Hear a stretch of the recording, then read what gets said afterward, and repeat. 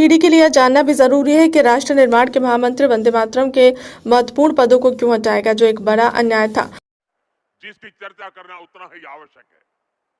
आजादी की लड़ाई में वंदे मातरम की भावना ने पूरे राष्ट्र को प्रकाशित किया था, लेकिन दुर्भाग्य से 1937 में वंदे मातरम के महत्वपूर्ण पदों को, उसकी आत्मा के एक हिस्से को अलग कर दिया गया था।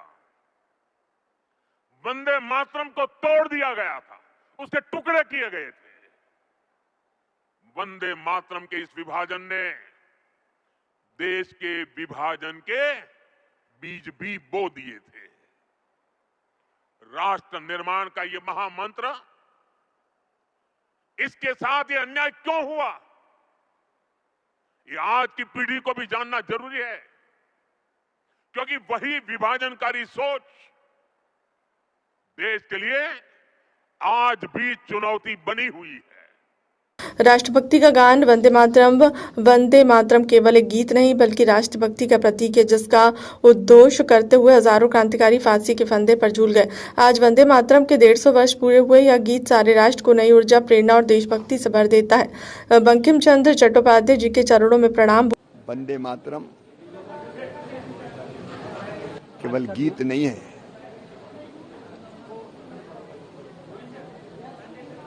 राष्ट्रभक्ति का प्रतीक, जिसका उद्घोष करते हुए हजारों क्रांतिकारी और लाखों सत्याग्रही क्रांतिकारी फांसी के फंदों पर झूलते थे और देश की आजादी के दीवाने अपना सर्वस्व न्योछावर करने को तैयार रहते थे। राष्ट्रभक्ति का गान है वंदे मातरम, और आज 150 वर्ष पूरे हुए हैं। बंकिम जी के चरणों में प्रणाम। आनंद मठ के उपन्यास में उन्होंने यह गीत लिखा था। यह गीत सारे राष्ट्र को नई ऊर्जा, प्रेरणा और देशभक्ति से भर देता है। भोपाल सीएम डॉक्टर मोहन यादव का संबोधन। वंदे मातरम गीत ने आजादी अलग जगाई, पूरे क्रांतिकारियों का मूल मंत्र प्राण रहा। गीत की रचना में त्रिदेवियों दुर्गा, महालक्ष्मी, सरस्वती की भी कल्पना है। सरदार पटेल का 150वां वर्ष, जिन्होंने राष्ट्रगान के साथ राष्ट्रगीत का भी महत्व बताया। 7 नवंबर 2025 से 7 नवंबर 2026 तक आयोजन चलेंगे। भोपाल में 7 नवंबर 2026 तक आयोजन चलेंगे। संकल्प दोहराएंगे। सभी 2 मिनट में खड़े हो जाएं। एक जरूर मुझे ध्यान में आ रहा है कि सामने धूप बहुत है, तो यहाँ के अधिकारियों से मैं कहना चाहूंगा कि अगली बार डोम लगा दे तो ये झंझट खत्म हो जाएगी। हमारे सारे लोगों को ये जो धूप और कठिनाई है, अगले कई कार्यक्रम होते रहते हैं, ऐसे में स्वाभाविक रूप से ये तकलीफ आती है। तो कार्यक्रम जब भी करें परमानेंट डोम लगा दे, आगे बहुत अच्छा है। जब तक डोम परमानेंट लगे, तब भी लगे तो हमेशा छाया का एक डोम जरूर रहना चाहिए। अब हम अपने इस संकल्प पे आते हैं। मैं भारत माता की सेवा और सम्मान के लिए यह संकल्प लेता हूं कि अपने दैनिक जीवन में अधिकतम भारतीय उत्पादों का उपयोग करूंगा और आयातित वस्तुओं की जगह देसी विकल्प अपनाऊंगा। घर, काम और समाज में भारतीय उत्पादों को प्राथमिकता दूंगा। गांव, किसान और कारीगरों का समर्थन कर स्थानीय उद्योगों को बढ़ावा दूंगा। युवाओं और बच्चों को स्वदेशी अपनाने के लिए प्रेरित कर नई पीढ़ी तक इसका महत्व पहुंचाऊंगा। पारिवारिक और सामाजिक में भारतीय भाषाओं का प्रयोग करूंगा। पर्यावरण के प्रति सजग रहकर स्वदेशी और प्राकृतिक अनुकूल उत्पादों का प्रयोग करूंगा और देश के पर्यटन स्थलों को भोपाल एसआईआर के काम में शिक्षकों को लगाने को लेकर नेता प्रतिपक्ष उमंग सिंगार ने सरकार को घेरा। चुनाव आयोग के निर्देश पर मध्य प्रदेश में भी वोटर लिस्ट का स्पेशल इंटेंसिव रिवीजन शुरू हो गया है। 4 नवंबर से 65,000 बूथ लेवल ऑफिसर घर घर जाकर वोटर्स की जानकारी कलेक्ट करेंगे। यह पूरी प्रक्रिया 4 दिसंबर तक चलेगी। 7 फरवरी 2026 को इसका अंतिम प्रकाशन होगा। जिन 65,000 बीएलओ को इस काम में तैनात किया गया उनमें 15,000 से ज्यादा शिक्षक भी हैं। इनमें से हजारों तो ऐसे हैं जो सिंगल टीचर का दायित्व निभा रहे हैं। प्रदेश में 6,000 से ज्यादा स्कूल हैं जो केवल 1 या 2 शिक्षकों के भरोसे चल रहे हैं। इनमें से यदि 50% स्कूलों के टीचर्स भी ड्यूटी भी एसआईआर में लगा दी गए तो वह पढ़ाई ठप हो जाएगी। ऐसे में स्कूलों में ताला लग जाएगा। इतना ही नहीं, कई जगह पर प्राचार्य या प्रभारी प्राचार्य को ही ड्यूटी पर लगा दिया गया। ऐसे में स्कूलों का क्या होगा। दूसरी तरफ एसआईआर के काम में 12वीं क्लास को गणित और साइंस पढ़ाने वाले टीचर्स की भी ड्यूटी लगा दी गई है जो नियम के मुताबिक नहीं है। खास बात यह है कि ये सभी लोग 7 फरवरी 2026 को फ्री होंगे।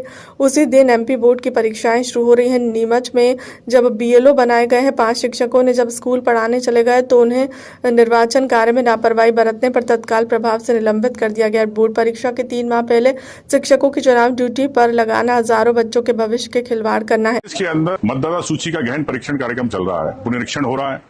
हजारों पूरे प्रदेश के अंदर शिक्षक कर्मी मास्टर्स को लगा दिया गया, टीचर्स को लगा दिया गया और सरकार लगभग 15,000 लोगों को इसमें लगा दिया।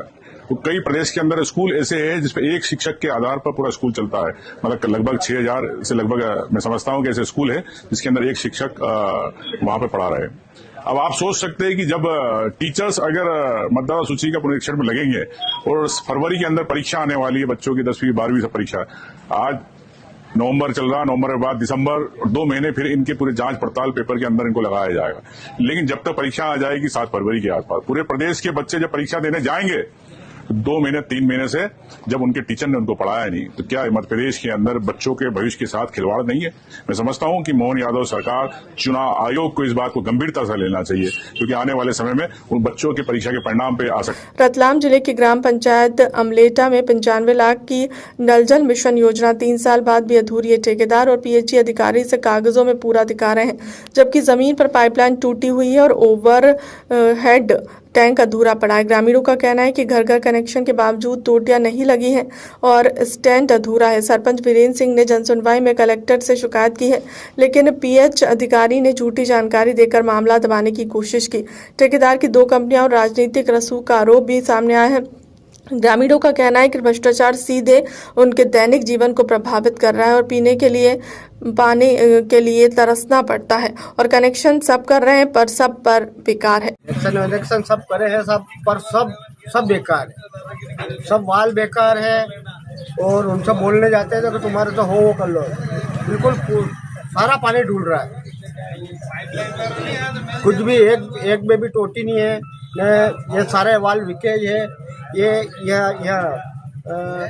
पुल के आगे पूरा वाल इतना पानी ढूंढता है कि हद से बाहर। आपका नाम? प्रभु दयाल। और यहाँ पे भी अभी इधर काम चल रहा है, यहाँ पे भी वाल सब लीकेज है। देखिए पानी नहीं आ रहा। कितने दिन से नहीं आता? 4 दिन नहीं आवे, 6 दिन नहीं आवे, कभी कभी 8-8 दिन हो जाए। अच्छा, यहाँ पे एक और नज़ारा देखने में आया है, नली डली हुई है लेकिन उसपे टोटियां भी नहीं है जिससे पानी का अपव्यय होता है। नहीं है, डुलता है पानी। टोटियां एक भी नहीं है। हाँ, पानी डुलता है। नहीं है कनेक्शन थी 4 वोट ने ढूंढे पानी, रोड खराब हो गया, सब नलियाँ बाहर निकली। टोटियां नहीं है। हाँ, एक भी नहीं है। तो ठेकेदार को लगाना चाहिए इसमें। तो ये भ्रष्टाचार आपको नजर आता है? फालतू ढूंढे पानी तो लगाना चाहिए कि रोड पे खड़ा हो गया। जल्दी लगाना चाहिए। क्या नाम है आप लोग? मेरा नाम चंद्रकांता पाटीदार। आपका क्या? सुंदर बैरागी। भोपाल पार्षदों की मांग पर भोपाल नगर निगम में हुए 3 बड़े बदलाव। अपर आयुक्त को वापस मिला है 50 लाख का पावर वर्क ऑर्डर की प्रक्रिया 3 महीने की जगह 20 दिन में होगी पूरी। हर विधानसभा के ऊपर आयुक्त कमिश्नर की तरह करेंगे काम।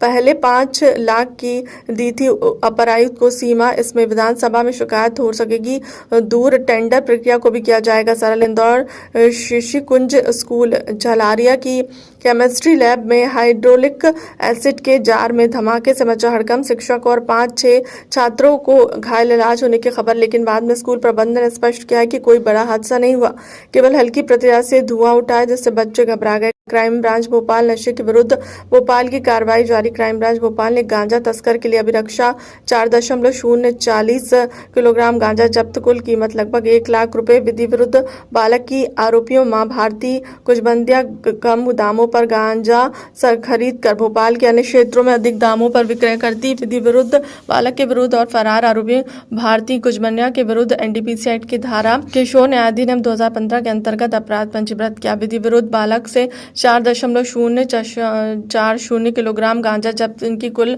अनुमानित कीमत लगभग 1 लाख रुपए है। मुख्यमंत्री ने हमीदिया अस्पताल में किया कैशलेस का शुभारंभ। नई मशीनों के माध्यम से बड़ी सौगात, जैसे मरीजों को मिलेगी बेहतर सुविधाएं, लोगों के जीवन बचाने के काम आएंगी। यह सुविधा नवीन तकनीक कोई भी प्रेरित करती है और लाभान्वित है। भावांतर योजना देश भर में मध्य प्रदेश में सबसे पहले 13 तारीख को किसानों के खाते में होगी भावांतर की राशि।